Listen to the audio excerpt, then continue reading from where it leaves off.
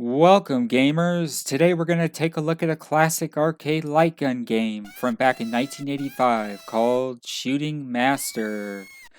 So this was developed and published by Sega, and to be perfectly honest, I really couldn't find a whole lot of information about this game. And by all means, it was not really popular. This is not something that took off in the arcades like other classic games did, such as Nintendo's Duck Hunt or anything like that. And so it's kind of bizarre. The name doesn't really fit the persona. That was the first thing I noticed. When I first heard the name Shooting Master, the first thing I thought is, oh, like maybe a target shooting range? Nope. It's a bunch of gangsters in suits trying to kidnap a princess, and it's your job to save her. So it's really kind of odd. You can see it's very primitive. The graphics are nothing to write home about. It's fairly responsive. And these guys, these gangsters in suits, they just fly out of everywhere. They're kind of like gerbils. I mean, there's no real strategy to this game. They move so fast. I don't know how you could possibly target all of them.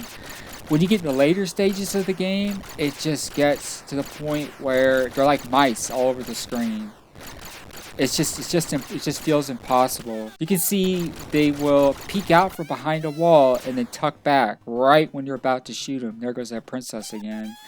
And so another thing to know about this game, there's these rolling gun battles. You can see you got gangsters in vehicles now. They're hiding behind trees and they're even attacking from the sky. And in the next stage, I think it's the next stage, there is the princess actually in a boat, and she's actually being chased by gangsters from in the water. So that's really kind of odd.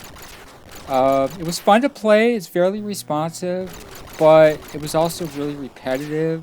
I feel like they could have done more with this, and I think they should have probably given it a more fitting name. Because, again, the words shooting master, I mean, those keywords kind of strike the idea of a target shooting range or something along those lines. And so the game is really hard. It starts out really easy. At first, it's like, okay, this is pretty simple. Just shoot the gangsters, right? Now watch what happens here. They will just start flying everywhere. Look at that. I mean, it's just, it's so confusing. It's like you don't know where to shoot. You can't move the cursor fast enough. I'm actually playing with a mouse, and I'm actually running this in main. But I can imagine even in the arcade with an actual light gun, this would not be an easy game to play. The only setup I ever saw in an arcade was actually single player. So I don't know if there was actually a two-player setup for this game or not. See, now you can see we're like out in the ocean. And they're trying to kidnap her from the seas. This is really bizarre. There's no real official storyline behind this game. And again, there's just not much information out there. It's just, it was a Sega game, and it was one of very few light gun games that we saw in arcades back in the 1980s. And I grew up during the days of the classic arcades, so I do remember these games. Duck Hunt was super popular when it came to light gun games. It wasn't games like this.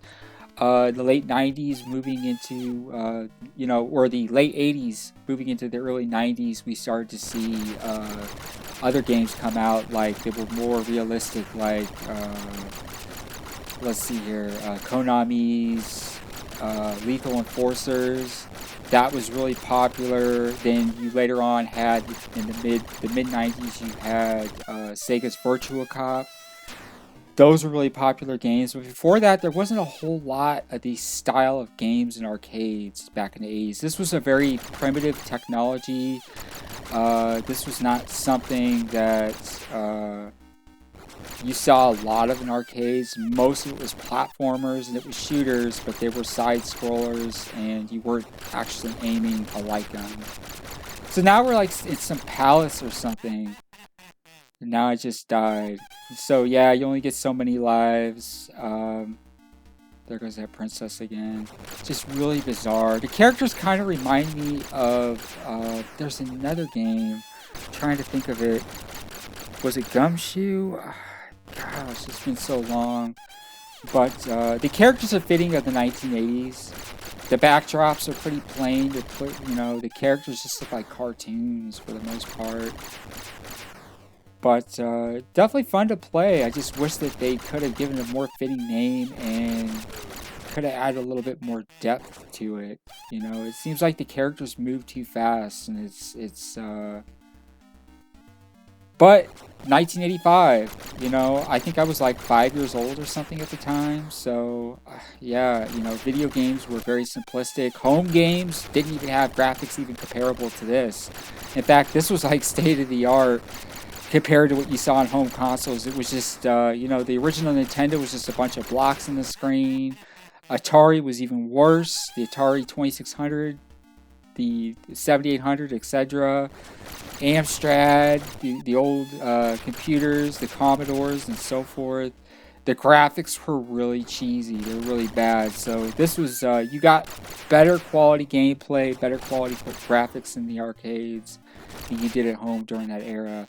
Of course, there were some ports, such as Duck Hunt, was the same in the arcade. The graphics were generally the same as what you saw on the original NES. There wasn't much of any differences there. So, anyways, that is Shooting Master. Many thanks for watching. Be sure to like and subscribe to stay up to date with our latest videos. We have been covering a lot of like on games. Feel free to check out our classic arcade games playlist for more. And until next time, take care.